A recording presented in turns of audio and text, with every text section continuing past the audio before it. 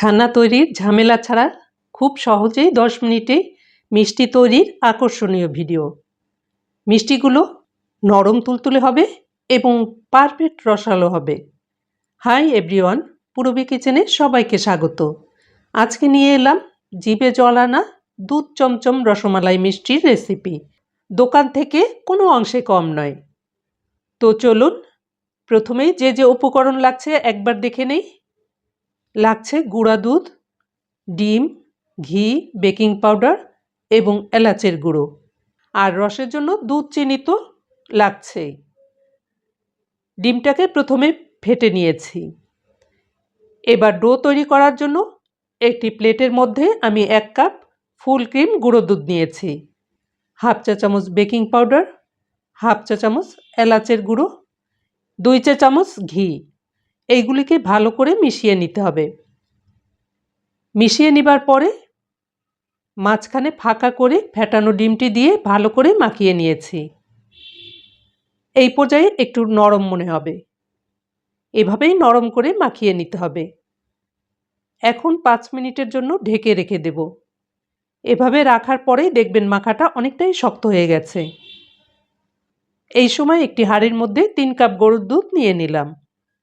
আর এই দুধ একটু পাতলা করার জন্য এর মধ্যে 1 কাপ পানি অ্যাড করলাম। কারণ এই দুধের মধ্যে মিষ্টিগুলো জাল করে নিতে হবে। ঘন দুধে জাল করলে মিষ্টিগুলো ভালো ফুলবে না।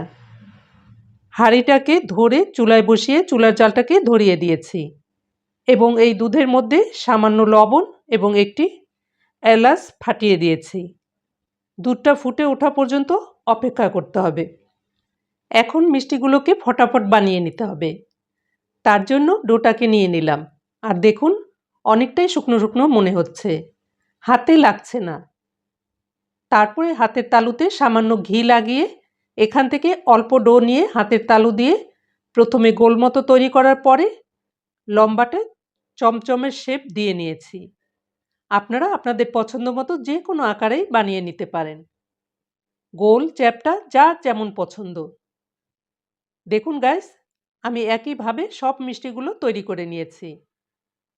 এখন মনে হবে মিষ্টিগুলো অনেক ছোট ছোট, কিন্তু না, জাল করার পরে দেখবেন সব ফুলে বড় বড় সাইজের মিষ্টি হয়ে গেছে। এদিকে হাঁড়ির দুধটাও ফুটে গেছে। এ সময় দিয়েছি হাফ কাপ চিনি। আর দুধটা ফুটে ওঠার পরেই চিনি দেবেন, নতুবা কেটে যাওয়ার ভয় থাকে। তারপরে এই ফুটন্ত দুধের মধ্যে এক এক করে মিষ্টিগুলো দিয়ে দিয়েছি। চুলার জালটাকে মিডিয়ামে রেখেই জাল করে নিতে হবে। সবগুলো মিষ্টি দুধের মধ্যে দিবার পরে হালকাভাবে নেড়ে দিয়েছি। তারপরে ঢেকে দিয়ে 10 থেকে 15 মিনিট জাল করে নেব।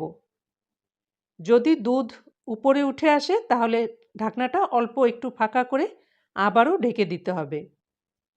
মিষ্টির সাইজ বুঝে সময়টা কম বেশি লাগতে পারে। ঢাকনাটা তুলে একটুখানি দেখিয়ে দিচ্ছি। দেখুন মিষ্টিগুলো কতটা ফুলে উঠেছে। এবার হালকাভাবে একটু নেড়ে দিতে পারেন। জোরে নাড়াচাড়া করা যাবে না, কারণ এ সময় মিষ্টিগুলো অনেক নরম থাকে। আমাদের মিষ্টিগুলো প্রায় হয়ে গেছে। দুধটাও অনেকটাই ঘন হয়ে গেছে। এই পর্যায়ে দিয়েছি আগে থেকে জাল করা কিছুটা দুধের সর। আপনারা কনডেন্সড মিল্ক অথবা ক্রিমও দিতে পারেন। কনডেন্সড মিল্ক দিলে চিনিটা না দিলেও হয়। এখন চুলার জালটাকে বন্ধ করে ঠান্ডা অথবা গরম যেভাবে খুশি সেইভাবে খেতে পারবেন। আমি পরিবেশন করে আপনাদেরকে কেটে দেখিয়ে দেব। ভিডিওটি আপনাদের কাছে কেমন লেগেছে অবশ্যই কমেন্ট করে জানাবেন এবং ভিডিওটি ভালো লাগলে সবার সঙ্গে শেয়ার করবেন এবং সাবস্ক্রাইব করে আমার পাশেই থাকবেন। ব্যাস তৈরি হয়ে গেল নরম তুলতুলে দুধ চমচম রসমালাই রেসিপি। বিশ্বাস করুন, মুখে দিতেই মিলিয়ে যাবে। দোকানের মিষ্টির থেকে কোনো অংশেই কম নয়। আর দেখুন কাটার পরে ভিতরে কত সুন্দর জালি জালি হয়েছে এবং রসে টইটুম্বুর হয়ে গেছে। তাহলে এবার রাখছি। সবাই ভালো থাকবেন, সুস্থ থাকবেন।